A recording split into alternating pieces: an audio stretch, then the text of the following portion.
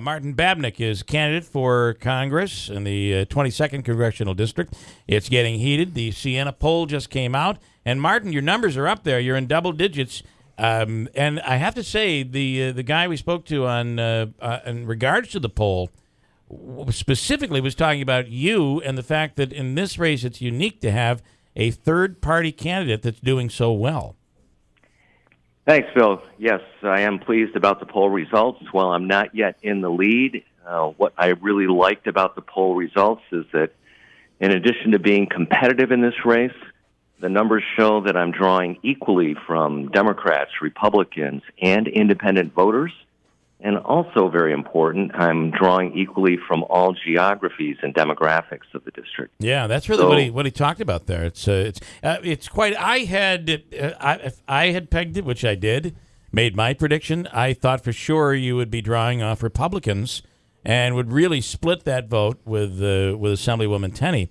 But that's not necessarily happening. You're really drawing off both sides of the aisle. I am, and it's because the message that I have is really different and one that's important for voters in this district. For years, they've been hearing politicians keep beating their fist on the table saying, oh, I'm going to create jobs, I'm going to create jobs.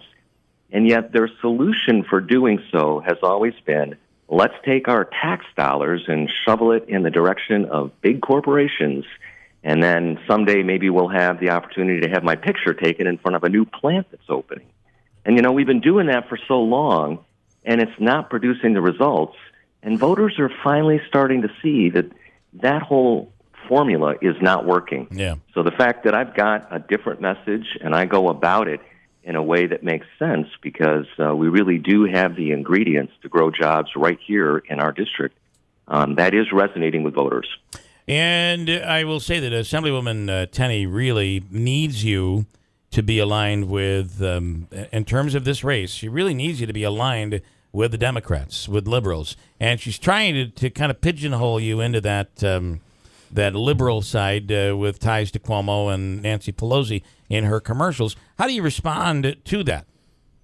Bill, voters are also kind of sick of negative ads and this whole thing of just going into attack mode without really offering up concrete solutions.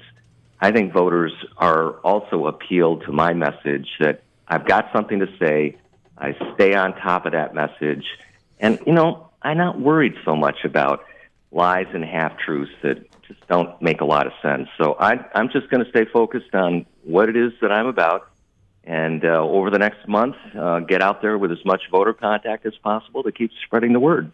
And what do you have to do to? This is such a polarized race this year, and there's a trickle down, like it or not, from the presidential race, and it is just so polarized. What do you have to do to get those undecideds, those people that really aren't quite sure where they're going here?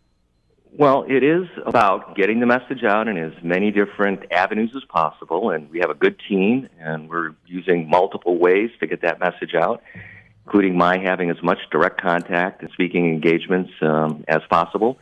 But, it's also, with regards to the presidential election, I completely agree with you that there is a lot of polarization, and that is trickling down, and voters are frustrated.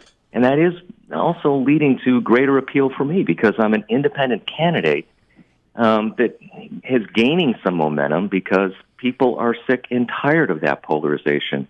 And more people are starting to realize that if an independent gets elected to Congress, as I plan to be, it is a force that could actually help pull these two parties that are at such opposite ends of the spectrum a little closer to the center.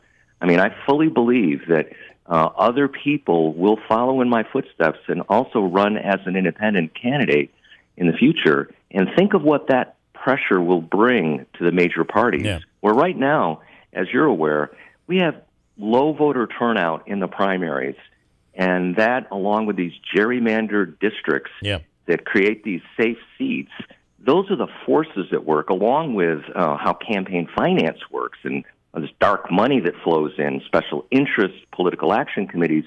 These are all the reasons that the two parties are pushed to the extremes, both left and right. And as you start to have candidates run as an independent, as I am, without taking any special interest PAC money, then you're going to find that it puts pressure on both the Democrats and Republicans. And it's in line with what voters are really looking for. Just an observation here. It's very interesting and confusing to watch this here because normally the conservatives or Republicans have their message, the Democrats have their message. But there's confusion here, especially in this congressional race, because they're attacking you for being a millionaire, a multimillionaire. Yet, many of those are supporting Donald Trump, who is a billionaire. So they're forgiving the billionaire there and attacking the millionaire here. The message is contradictory. I mean, I find it really an interesting observation.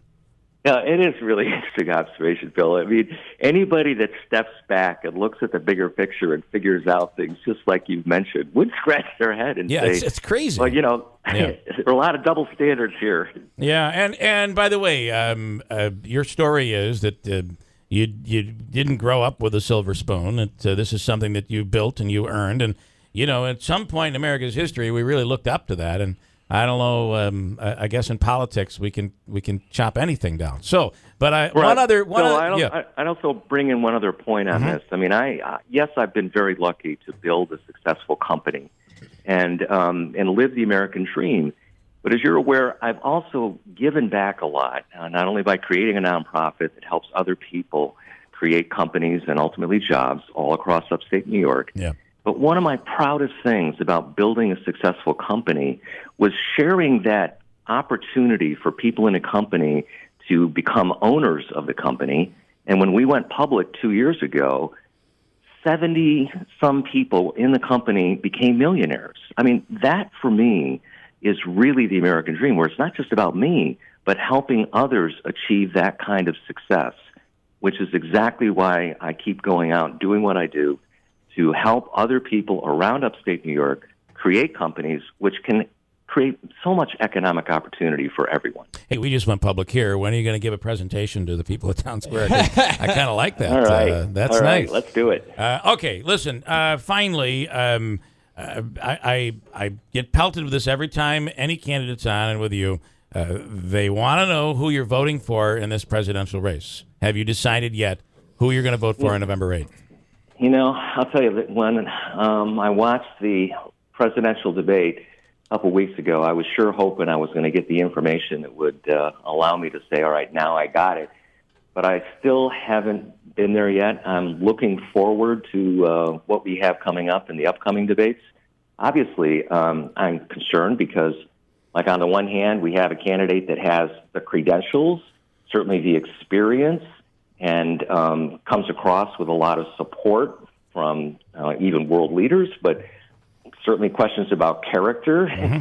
Yeah. And, we have a business person that understands a lot about creating jobs and could really unlock things in the economy, things that are definitely aligned from a policy standpoint with me, but I still shudder about some of the things that are being said. So believe me, I'm very, very concerned about making the right choice. And give me a few more weeks, and we'll get there. Right. You're among the undecideds. We have confirmed that we're going to be doing a debate. The date we've agreed on Friday, October 28th. October 28th. We're looking forward to that, Martin. And as always, thanks for coming on, and good luck out there on the trail. All right. Thanks, Phil. Right. Bye. That will be. I believe there's one more to completely firm up, but I think we have I know Assemblywoman Tenney has agreed to it. Mm-hmm. Martin Babinec has agreed to it, and Myers has all but agreed. We're waiting on the rules.